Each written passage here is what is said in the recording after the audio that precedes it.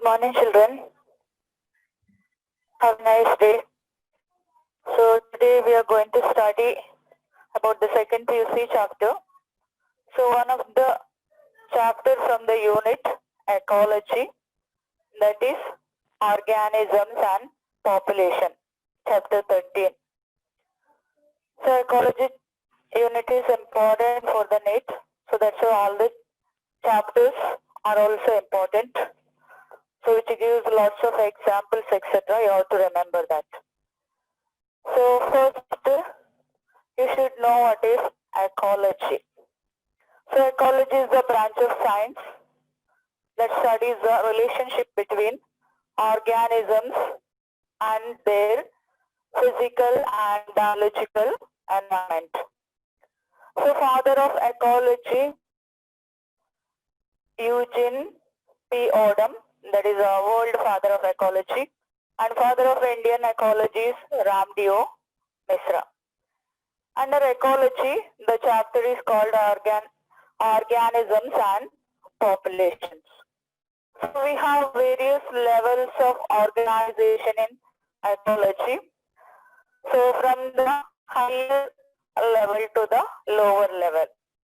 So if you consider the lowermost level, so that is organism or individual, that is a lowermost level of organization. Next, a group of organisms of a similar species inhabiting in an area at a particular period of time is called population. Group of populations in an area, so which interact among themselves, that is called the biological community.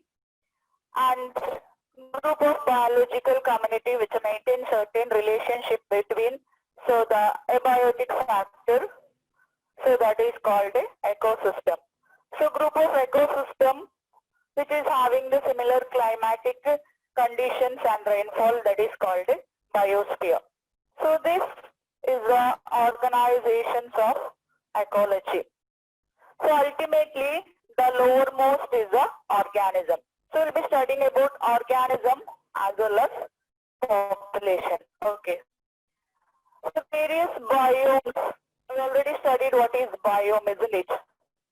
So the various biomes which is present in India as well as world is Arctic and alpine tundra, coniferous forest, temperate forest, grasslands, tropical forest, desert, etc. If you see these different types of biomes, so you can find why they have divided into various types. For example, desert. Now when we come to the desert, so the temperature is very high, the mean temperature, as well as mean rainfall will be low. So this biome is the one which is mainly based on the mean temperature as well as annual rainfall. So here you can see the biomes based on the mean annual precipitation in centimeter as well as mean annual temperature. So this type of diagram also may come for the NEET like A, B, C, D, etc. So you have to remember the various biomes. So next part is abiotic factors. You know, whenever we are saying any ecology, so there will be ecosystem which have always connection between the living as well as non-living things. So abiotic factor plays a major role in individual. Even if you think human being, so we respire air. So air is a abiotic factor. Plants inhabit on the soil. Soil is a abiotic factor. So abiotic factor is the most important, so for the survival of biotic factors or living things. So some of the abiotic factors are temperature. So the physiological functions and geographical distribution of organism is governed by its temperature. So this temperature mainly affects the enzymatic reactions, basal metabolic rate, as well as physiological actions of an organism. So some of the organisms can tolerate wide range of temperature. They are called eurythermal organism. Whereas some organisms cannot able to tolerate such a wide range of temperature. Where it can tolerate only a narrow range of temperature are called xenothermal organism. So same way, like temperature, water is also highly essential for the sustenance of living organism. Both plants as well as animals require water. So this, for example, if we take water, so some of the living organism living in fresh water as well as some may be marine, etc. So salinity less than 5 ppm in inland water commonly. So 30 to 35 ppm is the salinity of sea water, and more than 100 ppm is the some hypersaline lagoons, etc. Based on that, the living organism will also varies. So there are few organisms which can tolerate wide range of temperature. So wide range of salinity. So they are called euryhaline organism. There are some organisms they can tolerate the narrow range of salinity. So they are called xenothermal organisms. So when it comes to the next abiotic factor, that is the light. So all living organisms require light, especially the autotrophs. They prepare its own food, so with the help of light by the process called photosynthesis. So there are some plants called phytophytes. They are the small herbaceous plants and some shrubs which live under canopy forest trees. They are adapted to photosynthesis under very low intensity of the light. So animal use the seasonal variations in the light intensity and photo period as cues for timing of forage, reproduction and migration. The distribution of the red, green and brown algae at different depths of water depends on the light. Red algae can live in very deep water because red wavelength is very high, so that red light can penetrate so deeper areas, so that the red algae can photosynthesize there and it can live in the deeper area. The soil is also highly important for the sustenance of living organism. Even microbes, plants, etc. inhabit on the soil. So this soil formation takes place by the process called weathering. So the physical and the chemical properties of the soil determine the type of plants that can grow in a particular habitat. The characteristics of the bottom sediments of aquatic environment determine the type of benthic animals that can live in there. Even soil pH, soil salinity, soil texture, etc. also plays a role in inhabiting the organisms in the soil. So these are the abiotic factors which plays a major role to sustain the biotic factors.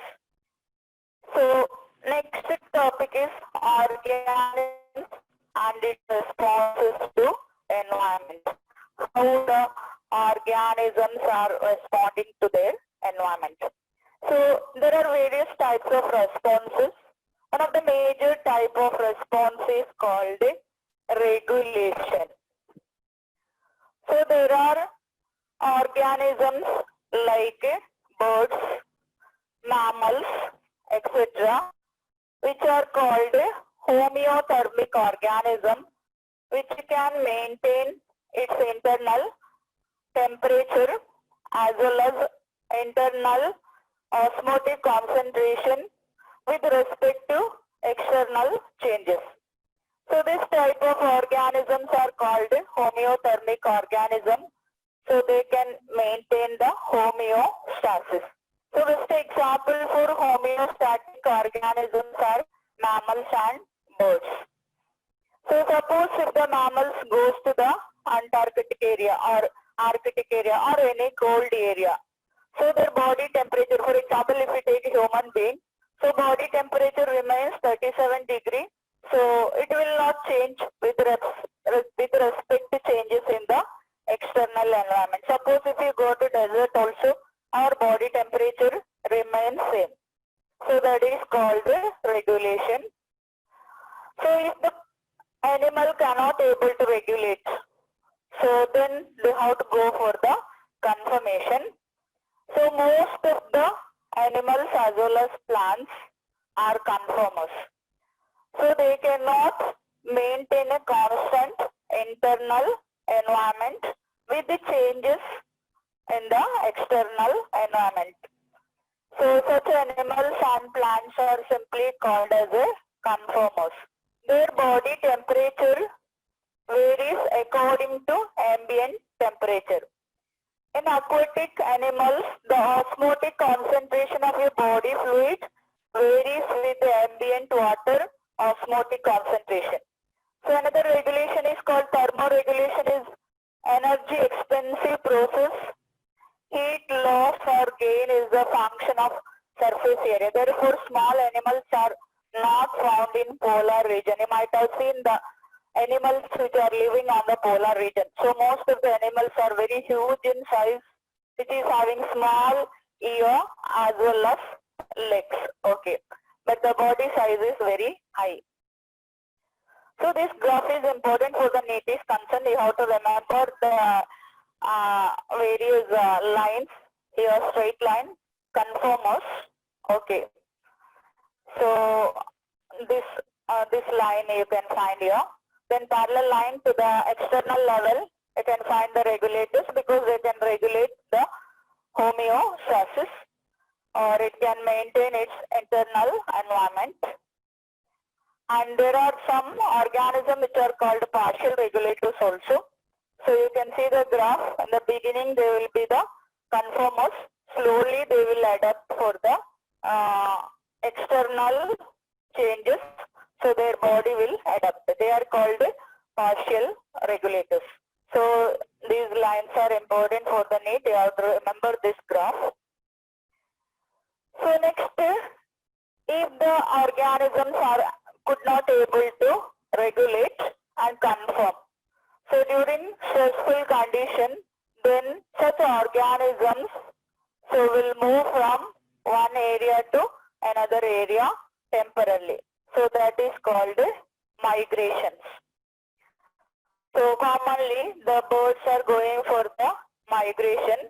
Every winter, the famous Keoladeo National Park in Rajasthan hosts thousands of migratory birds coming from Siberia and other extremely cold northern regions. Suppose if the organism cannot able to migrate also, then the organism go for the suspension. So they suspend their metabolic function during stressful condition. So some of the suspensions are hibernation, starvation, diapause, etc. So hibernation is nothing but the winter sleep. So in this, the animals avoid the stress and become inactive during winter season. So frogs, polar bear, lizards, etc. You might have seen frogs are going into the deeper areas of the soil where it will be in the sleeping mode. In the sense, the suspension of the activities takes place. So it can be in the summer season also, it can be in the winter season also. So if it is on the summer season, it is called the starvation or the summer sleep. Okay. So snails, fishes, etc. go for the summer sleep where it cannot able to tolerate very high temperature. So another type of suspension that is called development seen in the many zooplanktons to avoid unfavorable condition. That is a very small living organisms present on the sea, that is called the zooplanktons. So they go for the suspended development, that is called diapause. Even embryo etc. also in the suspended condition when it is having the unfavorable condition. So during the favorable condition, so from the embryo, so the plumule as well as radicals, which grows, the radical grow as a root and the plumule grow as a shoot during germination.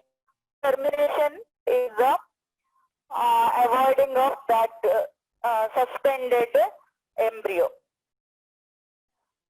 The another topic called adaptations. Even various types of organisms which adapt to various surroundings. So all the sexually reproducing organisms have good adapting characters. So if animals or the plants, if it is having the good adaptations, it can survive for longer duration of time. So what is this adaptation? Adaptation is any changes of the organism. It can be morphological, physiological or behavioral that enables to survive and reproduce in its habitat. So adaptations have evolved over a long period of time and are genetically controlled. So there are various types of adaptations can be seen in desert plants. There are plants which are living in desert area. Very few number of plants are living in desert area. So for example, Opuntia, etc. the desert plants. So they possess the sunken stomata. Stomata is present inside the fish. And you can find the spines in their body. So this is how the leaves. The leaves are spines due to the respiration, both these cases. Next, there is a plant called camp plant. So they show the crustacean acid metabolic pathway. So in such plants, stomata remains closed during daytime so that the transpiration can be avoided. Such stomata are called scotoactive stomata. You can see stomata. Even aquatic plant, if you take the aquatic plant, it also has a set of modifications, adaptations in order to live in the water body. So if we take the internal structure of this aquatic plant, so it has a special type of parenchyma called aerenchyma. That is the parenchyma with air cavities. So they help in buoyancy and floating. Okay. In their leaves have the waxy covering, so that also protected from the water wetting. So next, desert animals. Just like the plant, even desert animals also not getting enough amount of water, isn't it? So there are some desert animals like camel, kangaroo, etc. So kangaroo rat living in the desert North America never drink water. So the water requirement is by internal fat oxidation. So during the fat oxidation, water is a byproduct. So water utilizing for its metabolic activities. So it can also able to concentrate its urine to the maximum level so that loss of water can be avoided, okay, during excretion process. So in polar seals have a thick layer of below the skin that acts as a insulator. It reduces the loss of body heat. Short ear and limbs minimizes the heat loss. So next, when we come to the desert lizards, keep their body temperature constant by behavioral adaptations. They bask in the sun and absorb the heat when their body temperature decreases below the comfort zone. Burrowing habitats also helps to protect the desert animals from very high temperature. These all are some of the adaptations. So next we will come to the population attribution.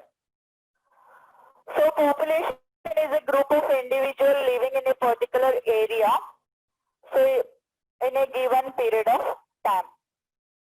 So if you take any population attribution, so population is deciding by the birth rate, or it is also called natality, death rate, or the mortality and the sex ratio. So a population at any given area is composed of the individuals of different age groups. So if you take one population, for example Indian population, or population of Germany, or population of China, etc. So if you take any population, so not only in human population, any other population also, so it possesses three age group peoples, that is pre-reproductive, reproductive and post-reproductive age group. So these pre-reproductive age groups are nothing but the age group people before their reproductive period. So reproductive, they started reproduction, it's a long period, and post-reproductive when they stop reproduction. So commonly if the population is expanding, pre-reproductive age group people will be more, so post-reproductive will be less. Suppose if the population is constant, pre-reproductive and the reproductive age group will be similar, and if the population is declining, so where the pre-reproductive age group will be less. Okay. So based on you can see the age pyramid. So you are expanding population where the yellow color indicates the pre-reproductive, next to reproductive and the post-reproductive. So your pre-reproductive is more, so it is an expanding population. Your pre-reproductive and the reproductive are similar, so it is a stable where the population remains stable. It will not increase much. And here in the third case, so the pre-reproductive people, that is the children, are less in number. So that will goes to the reproductive, next finally post-reproductive. So the total population will be decreases. So it is the declining population. The shape of the pyramid reflects the growth of the status of the population, whether it is expanding or the growing, stable, declining, etc. So this population growth also depends on the food available. So in generally, not only in human, all the other population if you take, so it mainly depends upon the availability of food. So if the food is available enough, so the organism will grow in an exponential manner. Then the climatic condition, weather, and predator pressure. Okay, prey-predator relationship also plays a major role for the controlling the population. Next, even competition. So the density of the population in a given habitat during a given period changes due to four basic features, that is natality represented as capital letter N, mortality M, immigration I and immigration E. Suppose if we take the population density, growth rate, that is nothing but natality, as well as immigration. Suppose some of the organism coming into the population, so automatically what will happen? Population density will be increases. Birth rate is increasing, population density will be increases. So immigration, some of the organisms are moving out of the population is called emigration. Automatically population density decreases, minus. Mortality, that is nothing but the death rate, so that also reduces the population. So population density is the B plus I minus E plus D. Okay. So the natality and immigration contribute to increase in size and density of the population, and mortality and immigration contribute to a decrease in population. So we can just derive the population growth, that is NT. So population density at a time T is equal to N0, population in the beginning, B plus I, birth rate plus immigration minus death rate plus immigration. So this is the equation you have to remember for the need for the population at a growth given period of time. Next, how to measure the, or which are the population growth models. There are two models of population growth. One is called the exponential growth model. So what is this exponential growth model? When the resources availability is unlimited in the habitat. Imagine you have one habitat and you are providing all the things. Enough amount of sunlight is there, enough amount of food is there, enough space is there. So automatically what will happen? Resources are unlimited. Okay. So the population grows in an exponential or geometrical fashion. So population grows in a geometrical or exponential pattern. So how to identify this? So the equation dN by dt, that is the rate of change of population density, is equal to birth rate minus death rate into, so N, that is the population density. So birth rate minus death rate is equal to R. So R is nothing but the intrinsic rate of natural increase. So this is what is R, what is the equation. So this type of questions can be coming for the examination. Exponential growth, what you have to remember is exponential growth when the resources are unlimited. Okay, how to measure dN by dt is equal to B minus D. So where B minus D is the R into N. Okay. So you can see the J-shaped curve here. So dN by dt is equal to RNA. So if you take B minus D is the R, so dN by dt is equal to Rn. So this gives a J-shaped curve. Okay, it gives the J-shaped curve. Another type of growth model is called the logistic growth model. Logistic, commonly exponential growth model is very, very rare in population. Everything we cannot provide, or naturally it is not possible. So that is a way, so it is a common type of natural growth model. So now population can continue to grow exponentially as the resources availability become the limiting at a certain point. So that is why logistic growth model, where the resources are limited. So their resources are unlimited. Okay. So it can describe by the equation dN by dt is equal to Rn. So K minus N divided by K. Okay. So you know N is the population density at a time T. R is the intrinsic rate of natural increase, that is birth minus death. K is the carrying capacity. So this equation you have to remember. Equation they will change something and they will give for the need. So you have to remember this equation for the need. Your logistic growth model is when the resources are limited. So there when the resources are unlimited. Logistic growth model is also called Wallace-Paul logistic growth. So here you have to remember the graph. Graph is sigmoid or S-shaped graph. In the beginning there will be growth. Slowly when there is a limiting factor about the resources, the growth will be stagnant. So growth will become constant. Thus we will get the S-shaped curve. Okay.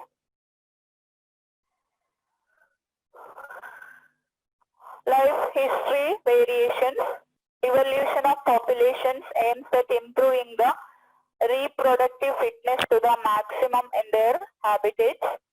Most birds and mammals breed many times during their lifetime so that we can improve the number of organisms in this world. According to ecologists, life history traits of an organism have evolved in relation to constraint imposed by the biotic and abiotic factors in their habitats.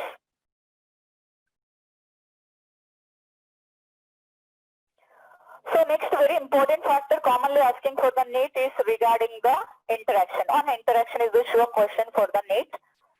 So population interactions. You know, always one organism will interact another organism. Interactions pattern may be vary with respect to organism to organisms. So the interactions are broadly classified into two categories. Interspecific interaction. So it is a type of interactions of population of the two different.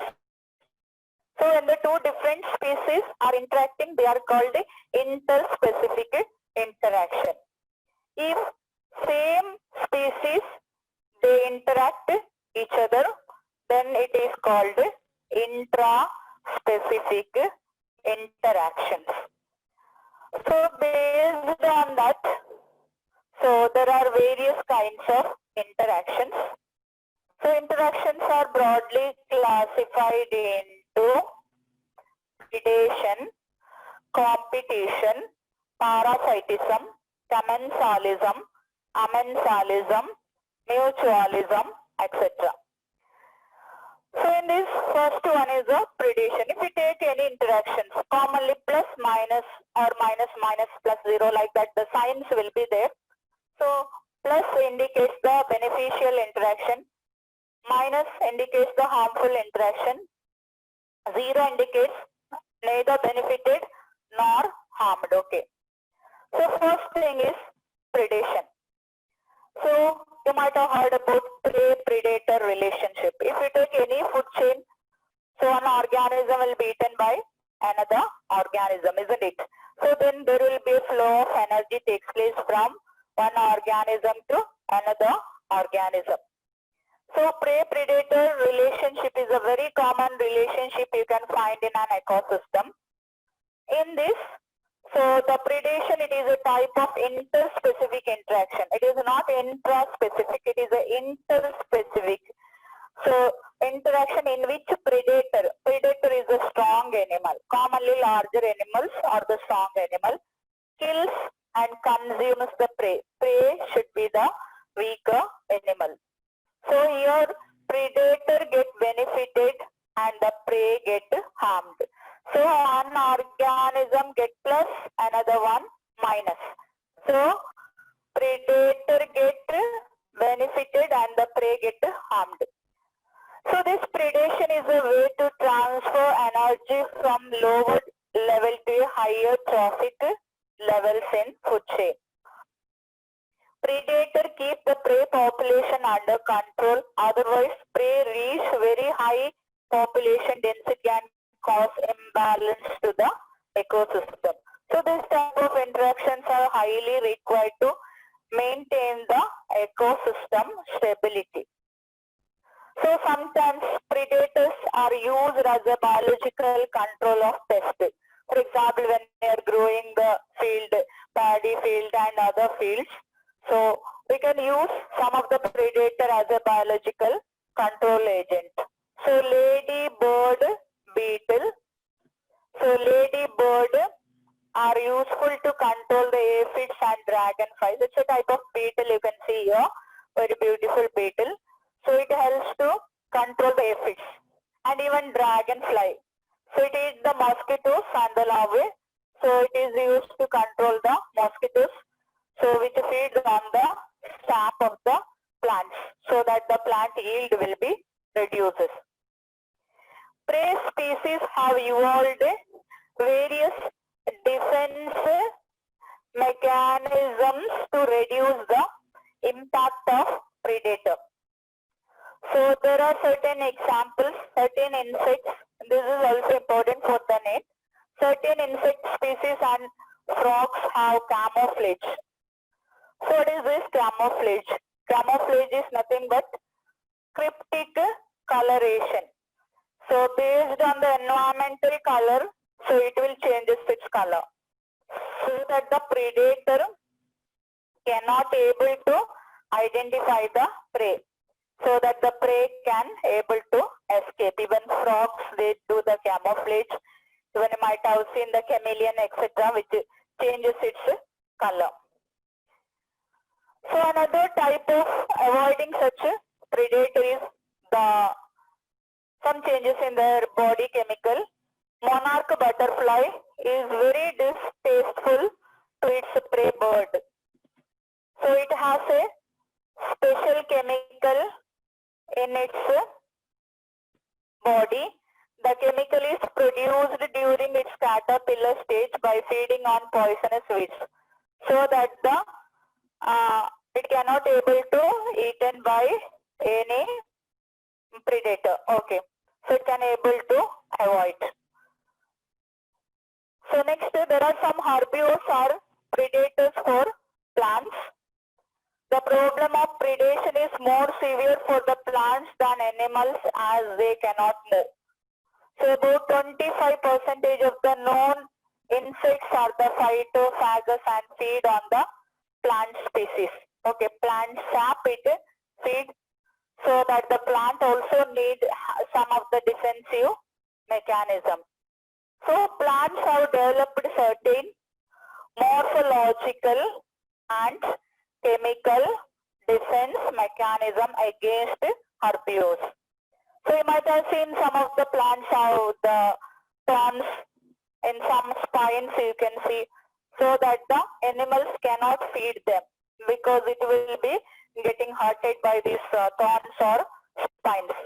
So this is also some of the adaptations in order to avoid the predators. Predator. Okay. Next, when it comes to the certain chemicals produced by the plants act for defense. So there is a plant called Calotropis. You can see the diagram below this.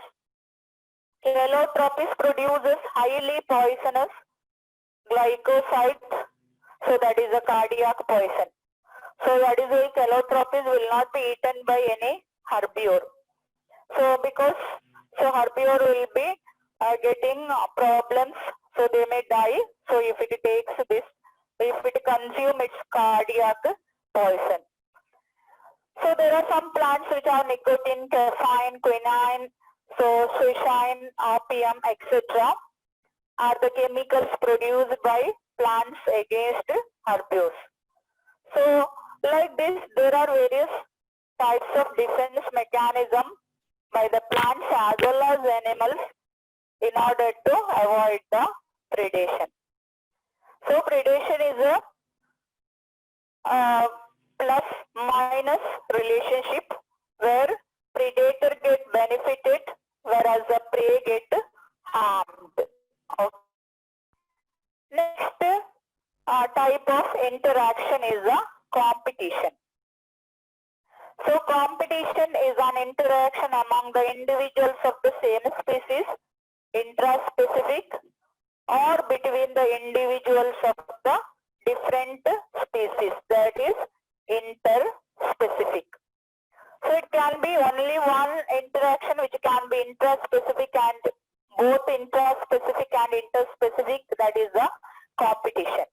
So remaining all the interactions are interspecific only. Competition between the individuals of same species for the same resources that are limited. In some cases, resources need not be limiting for the competition to occur. The feeding efficiency of one species might be reduced due to the interfering of the other species. So competitions are of different variation, varieties of competitions are there. For example, Abingdon tortoise, which is a very large tortoise which is living in Galapagos Island. so which used to graze the grasses present in the Galapagos Island, but it is very slowly used to graze. But after several years, they have introduced the goats. The goats are smaller comparing that Abingdon tortoise. So these goats have very high browsing or the grazing capacity, so that the grasses used up by these goats are faster, so that the tortoise doesn't get food. Finally, this Abingdon tortoise got extinct, and finally even goat also get extinct slowly because of lack of food. Okay, so here what is happening? Both the species get negative. So both the interacting species get negative, but there will be time variation will be there. So only one competition only one interaction which is called the competition, which is having the negative interaction. So both the competing organisms are harmful to each other. So unrelated species also compete for the same resource. So examples, all these examples are important for the needs. Flamingo and fish compete for zooplankton. You know, flamingo and fish are the unrelated organism. They compete for the zooplanktons. So the word competitive release. A species whose distribution is restricted to a small geographical area because of the presence of competitively superior species is called competitive release. So these species is found to expand its distributional range dramatically when the competing species is experimentally removed. That is called competitive release. So another important feature is the Gauss competitive exclusion principle. So it states that two closely related species competing for the same resources cannot exist together, and the competitively inferior one will be eliminated by the superior one. So that is called Gauss competitive exclusion principle. Then under competition, so resource partitioning. It is a mechanism meant for coexistence of a species to face the competition. So usually you partition. So whatever the resource, that is a food, so they have to share. So it is called resource partitioning. So according to this, if two species compete for the same resource, they could avoid competition by choosing different times for feeding or different foraging patterns. So here what will happen if one organism eats in the morning, another organism if it goes for the noon or evening, so the competitions for the food or the foraging can be avoided if they are sharing or changing its time of feeding or foraging. So in MacAuto, they have shown the 5 closely related species of warblers living on the same tree, were able to coexist and avoid competition by having behavioral differences in their foraging activities. So their foraging activities were changes, okay, time, etc. They have changed so that they could able to live on the same tree by avoiding the competition. So this type of examples are highly important for the next. So next interaction is called parasitism. Parasitism is the interspecific interaction where one of the species called parasite depends on the other species called host for food and shelter. So where the host get harmed, minus, and the parasite get benefited, that is a plus. So here one organism get harmed, another organism get benefited. So minus plus interaction. So parasites can be endoparasite or can be exoparasites. If the parasite is living outside the body, it is called exoparasite, ectoparasite. If it is living inside the body, it is called endoparasite. Parasites are host specific and parasite and its host tend to co-evolve. It means that if the host evolves a special mechanism to reject or resist the parasite have to evolve the mechanism to neutralize them. Otherwise, the parasite cannot able to live inside the host body. So, such a co-evolutionary mechanism should be done according to the changes made in the host. So, parasite also should be done. So, there are some special adaptations for the parasites. So, parasites tend to co-evolve, one thing. It may loss of sense organ. So, it do not have the special sense organ because as it is living inside the host body and highly reduced digestive system, and it consists of special features like suckers and hooks.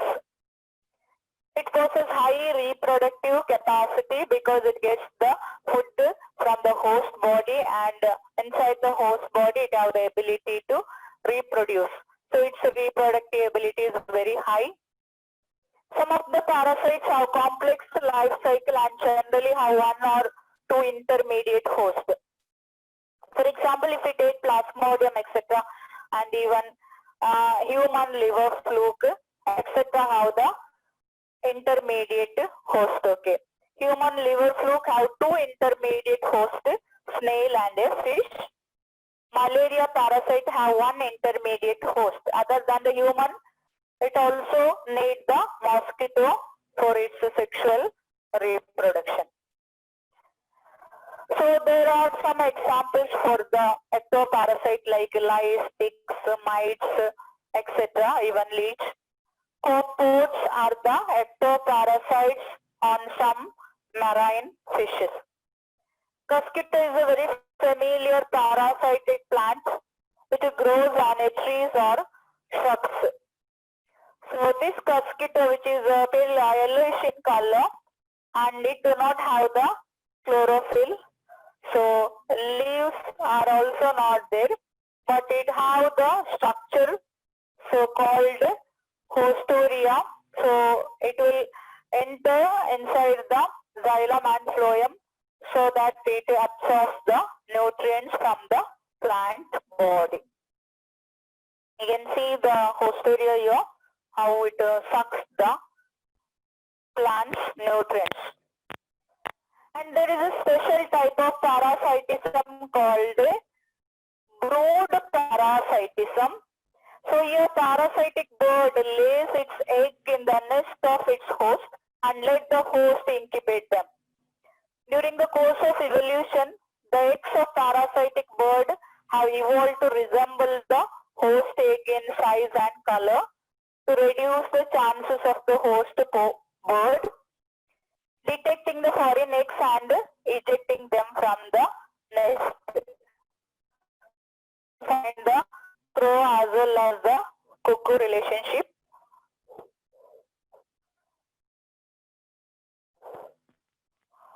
So next kind of relationship is commensalism.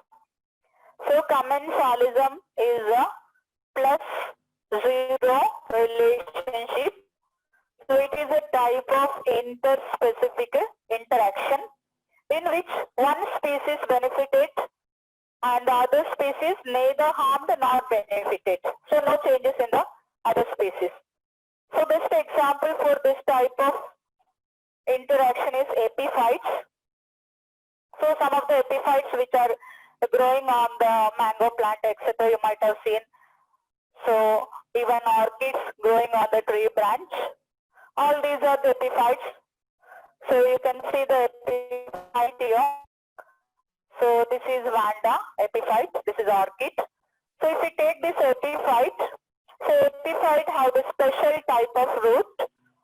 So this root possesses the tissues called velamen tissues. So this velamen tissue absorbs the moisture from the atmosphere. When you take in terms of animals, so there are barnacles growing on the back of the whale. Barnacles growing on the back of the whales. So whales here, barnacles will get benefited, but the whales will neither benefited nor harmed. It is not a parasite. It will not suck anything. It's just to take the shelter. Association between egret and grazing cattle. So whenever the cattle grazes, egret move along with the grazing cattle, and it will take its insects and other available small worms, etc. So that the egret get benefited, whereas cattle will never get harmed or benefited. Clownfish living along with the sea anemones. Clownfish get protection from predators. Suckerfish on the back of the shark. So you can find some of the examples here. You can remember if you see the photo, because this type of examples are highly important, especially the commensalism. So they are giving one type of example. They are asking you which type of interaction it is. So that all the examples you have to remember to identify the interaction. So commensalism is a +0 interaction. Here you can see the egret and the cattle. So next kind of interaction is the mutualism. So it is only one interaction where both the species get benefited. So here both the interacting species get benefited. So it is a type of interspecific interactions. So there are so many examples. Best example lichens, which is a combination of algae and fungus. So where the algae synthesizes the food and fungus will provide the minerals, etc. to the algae. So both are mutually benefited. Then mycorrhizae. So it's an association of fungus with roots of higher plants. Fungi helps to absorb the nutrients from the rocks and plants to provide energy yielding carbohydrate to the fungus. So that both the plants as well as fungus get benefited. Even another example is the plants depend on insect for pollination.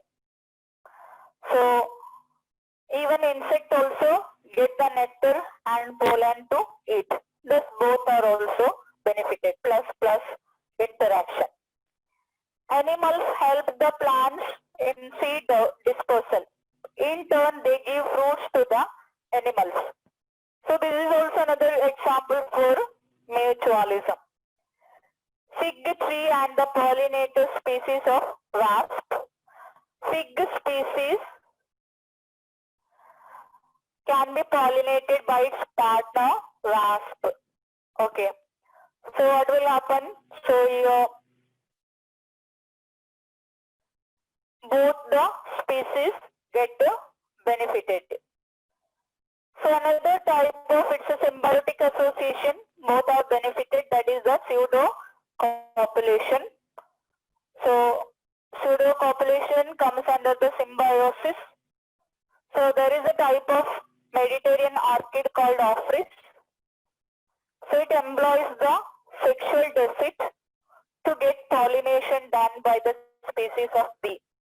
So what the speciality of this Ophrys is, one of the petal of its flower resembles the female bee in size, color, marking, etc. So that the male bee will be attracted and it just thinks that that is a female bee and it copulates. So that the pollination takes place and the sexual desire also fulfilled. So this is also both the organism get benefited.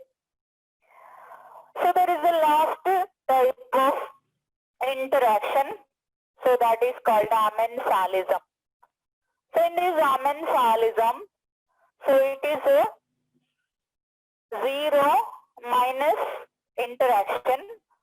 0 minus means, so one of the interacting species get harmful, but but another interacting species neither benefited nor harmed.